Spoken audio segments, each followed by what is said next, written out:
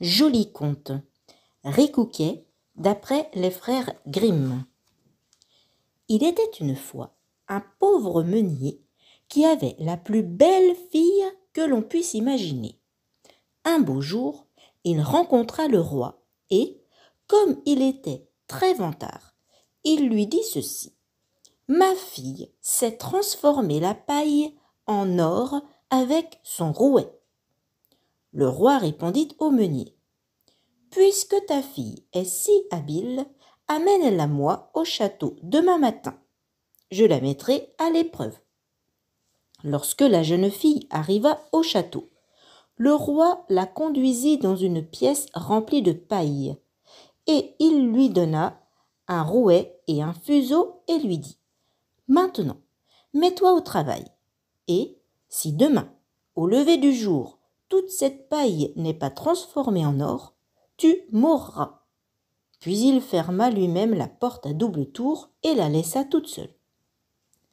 La pauvre fille du meunier s'assit alors devant son rouet. Elle était désespérée car elle ne savait pas transformer la paille en or. Elle pleurait à chaudes larmes lorsque, tout d'un coup, la porte s'ouvrit. Un petit bonhomme entra. « Bonsoir, petite meunière, dit-il. Pourquoi pleures-tu donc si fort ? » « Hélas, répondit-elle, il faut que je file toute cette paille et que je la transforme en or. Mais j'en suis bien incapable. » « Que me donneras-tu si je le fais à ta place ? » dit alors le petit bonhomme. « Je te donnerai mon collier, répondit la fille du meunier.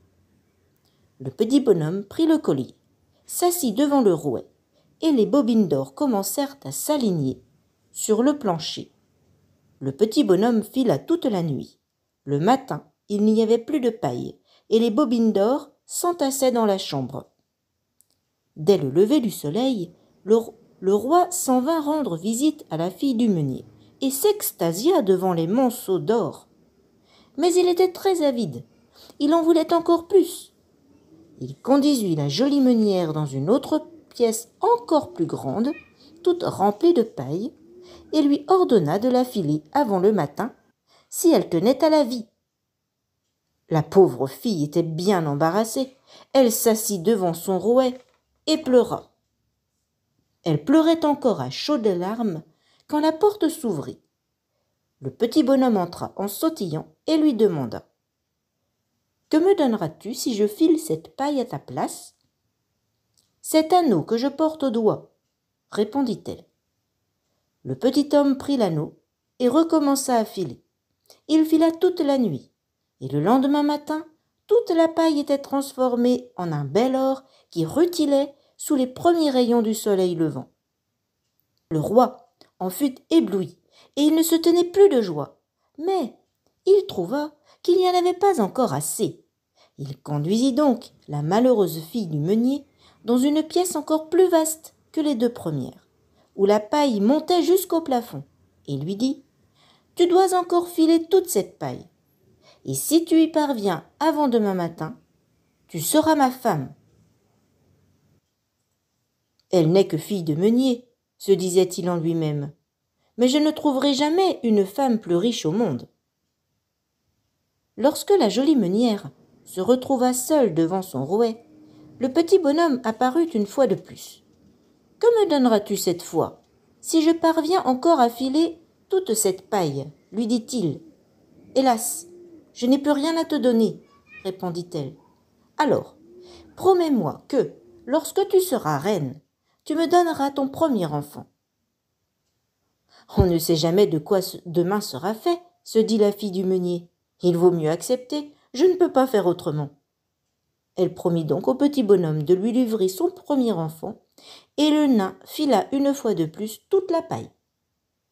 Et quand le roi vit le lendemain que toute la paille avait été transformée en or, il tint parole. La noce eut lieu, et la jolie fille du meunier devint reine. Un an avait passé. Par un beau jour de printemps, la reine mit au monde un bel enfant. Elle avait complètement oublié la promesse faite au petit bonhomme et se reposait dans sa chambre, lorsque tout à coup la porte s'ouvrit, livrant passage au petit nain qui s'écria: Maintenant, tiens ta promesse. » La reine eut grand peur et offrit au nain toutes les richesses du royaume pour qu'il ne prenne pas son bébé. « Non et non, » dit le petit nain. « Toutes les richesses du monde ne valent pas un être vivant. » Et la reine gémit, pleura, tant et si bien que le nain fut pris de pitié. « Je te donne un délai de 3 jours, dit-il.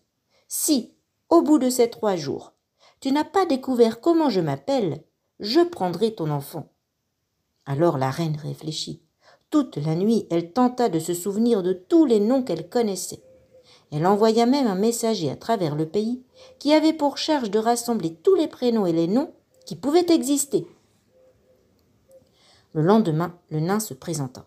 Elle commença par Gaspard, Melchior, puis Balthazar, et tous les noms qu'elle pouvait connaître, les uns après les autres. Mais après chaque nom, le petit homme disait « Ce n'est pas comme cela que je m'appelle ». Le second jour, elle fit demander par ses gens comment s'appelaient les habitants du voisinage, et quand le petit bonhomme revint, elle lui dit tous les noms les plus étranges et les plus rares que l'on puisse entendre. « Peut-être t'appelles-tu côte de bœuf, ou jambe de mouton, ou bien encore pied de lièvre ?» Mais à chaque fois il répondait « Non, ce n'est pas comme cela que je m'appelle. » Le 3e jour, le messager revint et dit à la reine « Je n'ai pas trouvé un seul nom nouveau, mais alors que je passais sur une haute colline, au coin du bois où se disent bonsoir avant la nuit les renards et les lapins, j'ai vu une drôle de petite maison devant laquelle brûlait un grand feu, et tout autour du feu sautillait un petit bonhomme ridicule qui boitait et qui chantait. Aujourd'hui, je garde mes fourneaux, demain, je brasse ma bière, après-demain, j'ai le fils de la reine. Ah, comme je suis content, car personne ne sait que je m'appelle Ricouquet. » Vous pouvez vous imaginer la joie de la reine lorsqu'elle entendit ce nom. Le petit bonhomme fut bientôt là et demanda à la reine « Alors, madame la reine, quel est mon nom ?»« T'appellerais-tu Robert ?» demanda-t-elle tout d'abord. « Non, » répondit le nain. « Alors, Henri ? Non. Ne t'appellerais-tu pas Ricouquet ? » « C'est le diable qui te l'a dit, c'est le diable qui te l'a dit !» s'écria le petit bonhomme hors de lui. Il était tellement furieux qu'il donna un formidable coup de pied par terre, il frappa si fort qu'il s'enfonça jusqu'à mi-corps. Alors, de colère, il tapa aussi fort de son autre pied, et il disparut sous terre.